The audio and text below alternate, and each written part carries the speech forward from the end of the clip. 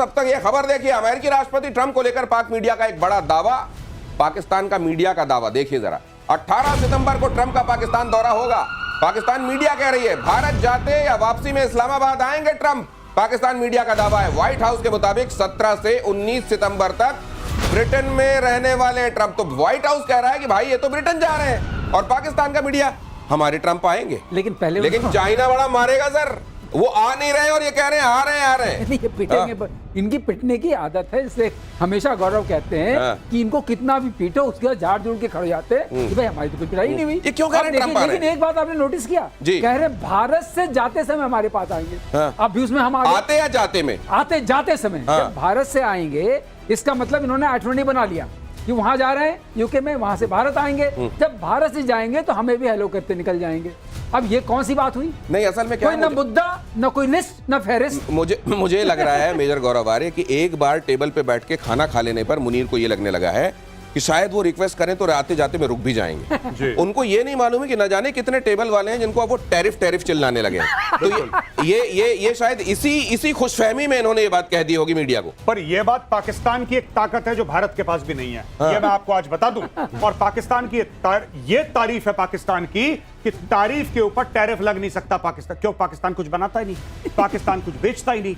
अब वो अपने आप को सेफ महसूस कर रहे हैं कि साहब हम तो कुछ बनाते नहीं है। और जहां तक ये बात है ना, ये पाकिस्तानी मीडिया ने फैला दी कि ट्रंप आ रहा है, ट्रंप आ रहा है। ये वैसी खबर है कि इंडिया के साथ लड़ाई हुई थी ऑपरेशन सिंदूर में, हम जीत गए। अब झूठ तो बोल ही सकते हैं, झूठ बोल दिया इन लोगों ने। तो मैं एक डिस्क्लेमर चला रहा हूं, मेजर गौरव आर्य ने कहा कि लेकिन यहां पे चैनल चल रहा है इसलिए जिम्मेदारी के साथ मैं कह रहा हूं, बनाते हैं वो लोग थर्मोकॉल और गत्ते के फाइटर जेट्स बनाते हैं, आप ऐसा कह रहे हैं? हाँ, ऐसे वाले। और कटोरा भी आप भूल गए, बताइए। और अगली खबर देखिए, बलूचिस्तान में पाकिस्तानी सैनिकों पर 2 अटैक। बीएलएफ ने मेजर समेत 10 सैनिकों को मारा। क्वेटा कराची हाईवे और कलात में हमला, सैन्य वाहनों को टारगेट कर आईडी ब्लास्ट किया। ये लीजिए, यहां पर देखिए जरा क्या हो रहा है। और बता रहे थे मेजर गौरव आर्य कि उधर से अगर काफिला आ रहा होता है आर्मी का वहां की, तो जैसे ही देखता है बलूच खड़े हुए हैं, यू टर्न लेके वापस चला जाता है। ये लोग भाग जाते हैं और अब और तेज भागेंगे क्योंकि अब ये हो गया आईडी का अटैक। अच्छा, ये लोग क्या करते हैं बलूच ना, मैं बता रहा हूं, ये मैंने कभी ऐसा नहीं देखा। ये एक तो आईडी से पाकिस्तानी जो गाड़ियां हैं उसमें पाकिस्तानी सैनिक बैठे हैं, उनको उड़ाते हैं। ये देखिए ना सर, ये तस्वीरें, बल्कि दर्शकों को बता भी दीजिए यहाँ चल क्या रहा है। भाई साहब, उसका वीडियो भी बनाते हैं ये लोग। उसका ये बेचारे को देखो कितना ये लेकिन इस तरीके से ये कहीं वहां से गुजरने वाली ट्रेनें निशाना बन रही है। कहते हैं किसी एक बोगी में आर्मी के ऑफिसर्स को ले जा रहे, करीब 48 ऑफिसर्स थे, उनके ऊपर हमला हो गया। और कई खबरें तो वो लोग आने नहीं देना चाहते, इतनी पिटाई हो रही है वर्दी वालों की वहां। नहीं, वर्दी वालों की न सिर्फ पिटाई हो रही है, आज की तारीख में पाकिस्तानी आर्मी के अंदर एक किस्म का विद्रोह है। खुला विद्रोह नहीं है, लेकिन लोग पैसे खिला रहे हैं, लोग जमीनें अपनी बेच के पैसे इकट्ठा कर रहे हैं लाखों करोड़ों, और कह रहे हैं साहब बलूचिस्तान पोस्टिंग मत करवाना, बहुत बलोच मारता है, हम नहीं रिस्क ले सकते। और ये हो रहा है पाकिस्तान में। People are refusing to get posted to Balochistan. ये अगर दिनेश नोटिस करिए, कलात जगह जो है वो कलात वाली वही जगह थी ना जो खान साहब की थी, खान ऑफ कलात। हाँ, Khan of Kalat, Khan of कलात। वो कहते हैं यहाँ रहना नहीं है, अच्छा, यहाँ आए तो फिर पिटाई होगी। खान ऑफ कलात के साथ गद्दारी करी थी जिन्ना ने, जब इन्होंने खान अब्दुल गफ्फार खान की बात कर रहे हैं। नहीं, खान अब्दुल गफ्फार खान तो फ्रंटियर गांधी है, ठीक है। मैं खान ऑफ कलात जो वहां के रूलर थे, अच्छा, उनके साथ गद्दारी करी थी, एक झूठे अग्रीमेंट पे साइन करवाया था। और you know Balochistan was a free country before India became free. Pakistan create नहीं हुआ था, उसके कुछ समय तक पहले Balochistan was a free country. इन्होंने तो बड़ी ज्यादती नहीं, जिन्ना ने हाथ मिलाया, गले मिला, फिर उसकी पीठ पे। जिन्ना जैसा धोखेबाज नहीं। आपको जिन्ना की एक बात मैं बता दूं, घिन आएगी आपको। जिन्ना का एक पारसी दोस्त था, उसकी 14 साल की बेटी जो उसको मतलब मानती थी कि मेरे बाप का दोस्त है। जिन्ना उस अपने दोस्त को, जिसके साथ जिन्ना ने हम प्याला हम निवाला, उसको अपना भाई मानता था, उसकी 14 साल की बेटी के साथ जिन्ना भाग गया था। भाई, ये जिन्ना का कैरेक्टर है, ये जिन्ना का कैरेक्टर है। और ऐसे कैरेक्टर वाले जिन्ना कायदे आजम है पाकिस्तान के। पाकिस्तान ने तुर्की के साथ ड्रोन डील को रद्द किया। अगली खबर देखिए, 7,500 करोड़ रुपयों की ड्रोन डील रद्द। ऑपरेशन सिंदूर में फेल हुए थे तुर्की के ड्रोन। भारतीय एयर डिफेंस सिस्टम ने तुर्की के ड्रोन को नाकाम कर दिया था। ये हिमाकत कि भीख मांग के हथियार लेने वाला देश कह रहा है हमको तुम्हारे ड्रोन नहीं चाहिए। देखो, ये पहली बार हुआ कि एक सही काम किया। जो ड्रोन किसी काम के नहीं है उनको लेके क्या करना था। मगर अंदर की बात ये होगी जो गौरव हमेशा बताते हैं, पैसे ही नहीं थे। तुर्की ने ही डील खत्म कर दी होगी। अच्छा, अब ये अंगूर बता खट्टे रहे हैं। हैं कि हमने खत्म कर दी। अंगूर खट्टे हैं। अंगूर खट्टे हैं, आप एडवांस दोगे नहीं और ड्रोन ले लोगे। सिर्फ अंगूर खट्टे नहीं है। अब आप देखिए, इस खबर को पहली खबर से मिलाइए। बात यह है कि Pakistan, according to this news, ये खबर कहती है कि पाकिस्तान कह रहा है कि हमें तुर्की के ड्रोन इस्तेमाल नहीं करने। तो आसिम मुनीर बेच क्या रहा है? ओ अच्छा, वो भाई कह रहा है कि हम इस्तेमाल नहीं करेंगे, हाँ। लेकिन बेच के अगर तुम मुझे 10% दे दोगे तो चलेगा, फिर मैं कूड़ा भी बेच दूंगा। कोई मतलब बात मैं नहीं खरीदूंगा, लेकिन इस सामान का सेल्समैन बन जाऊंगा। हाँ। यही ये देखिए, ये बड़ी खबर है। और वैसे में जब टर्की ने केवल ड्रोन नहीं दिए थे, अपने पायलट तक दिए थे कि वो जो उनको कंट्रोल करेंगे, चलाएंगे, और उनकी वहां मौत तक हुई थी ऑपरेशन सिंदूर में। और ऐसे में अगर वो कह रहा है कि मैं ड्रोन नहीं लूंगा, तो बेशक ये पोस्चरिंग हो, बेशक जेब में पैसे नहीं हो, इसलिए वो ऐसा कह रहा हो, लेकिन टर्की आज नहीं तो कल इस बात को गांठ की तरह अपने पास रखेगा और इसका बदला जरूर लेगा। भारतीय सेना को मिली 48,000 AK-203 गन। अब ये AK-203 क्या है? AK-47 तो आप सुनते रहे, अभी बताएंगे हमारे एक्सपर्ट्स।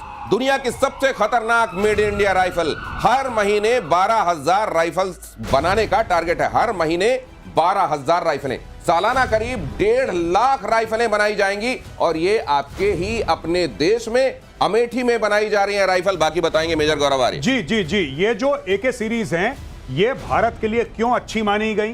क्योंकि Indian army has been using this for a very long time. Sir ये वही है ऑटोमेटिक क्लाशनिकोव जिसको AK कहते हैं, वही है ये सर? ये जी ये अच्छा। ये वही है, रशियन है। और उसका लेटेस्ट वर्जन है AK-203, जैसे आपने बताया कि अमेठी में बन रही है। ये है 7.62 × 39, ये इसका कैलिबर है।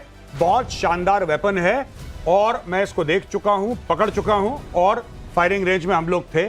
मैं गया था शूट करने के लिए और मैंने देखा बहुत स्टेबल वेपन है। AK-47 जो है इतना स्टेबल नहीं है। अच्छा। It is not stable. मतलब AK-47 ये है कि रिलायबल बड़ा है भाई, कीचड़ में चला जाए, कुछ भी चला जाए चलेगा पर, पर जब AK-47 को जब आप फायर करते हैं तो उसका जो मजल ऐसे राइज करता है 1 बजे और 2 बजे के बीच में, जैसे 12 बजे, 1 बजे, 2 बजे, उसके बीच में राइज करता है उसका मजल। AK-47 का ये ऐसा है, अगर आप ऑटोमेटिक फायर करें तो बिल्कुल सीधा स्टेबल वेपन है ये। अच्छा, ये बहुत स्टेबल वेपन है। बड़ी इंपॉर्टेंट बात आप बता रहे हैं। ये AK-47 को लेकर, ये जो आप उसकी नली को लेकर बता रहे हैं, कि अगर आपने, ये थोड़ा क्लोज कीजिए जरा, ये बताएंगे इसको, अगर आप जब आप बंदूक चलाते हैं और बंदूक, और जाहिर है ये काइनेटिक एक्शन है, जब आप बंदूक चलाते हैं तो उसमें फायर तो होता है लेकिन बंदूक हिलती है।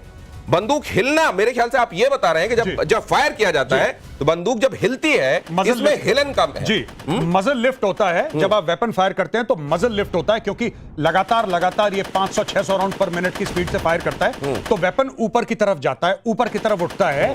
AK-47 में बहुत होता है ये, लेकिन AK-203 में इसका लिफ्ट बहुत कम है और ये वेपन एकदम स्टेबल रहता है। तो जैसे आपने ये फायर करा तो ये ऐसे लगातार फायर करेगा और लिफ्ट इसका कम है, यानी कि एक्यूरेसी बहुत ज्यादा है। मतलब आप ये कह रहे हैं कि AK-47 के साथ तो ये था कि वो कीचड़ में चला जाए, पानी में चला जाए, कहीं भी अगर चलाओगे तो चलेगा, लेकिन इसकी खासियत यह है कि चलेगी भी और निशाना भी एकदम अचूक रहेगा, हिलेगी नहीं। और इसके लिए सबसे बड़ी बात यह है कि आपको इंडियन आर्मी को इसको सिखा, कोई भी हथियार आता है आपको सिखाना पड़ेगा। इंडियन आर्मी का कोई भी जवान या अफसर, उसके आंख में पट्टी बांध दीजिए और उससे कहिए भाई साहब ये AK सीरीज का वेपन है, वो अपनी नींद में आंख में पट्टी बांध के रात के 2 बजे उसको फायर कर लेगा। उसको सिखाने की जरूरत नहीं है, क्योंकि उसने कश्मीर में, उसने सियाचिन में, उसने नॉर्थ ईस्ट में, उसने ऑपरेशन पवन में, उसने हर जगह तो यूज कर रही है AK सिखाने की जरूरत नहीं है। AK सिखाने की, लेकिन आप इसको श्रीवास्तव सर, आत्मनिर्भरता के मामले में एक और बड़ा कदम भारत ने उठाया। बहुत बड़ा कदम।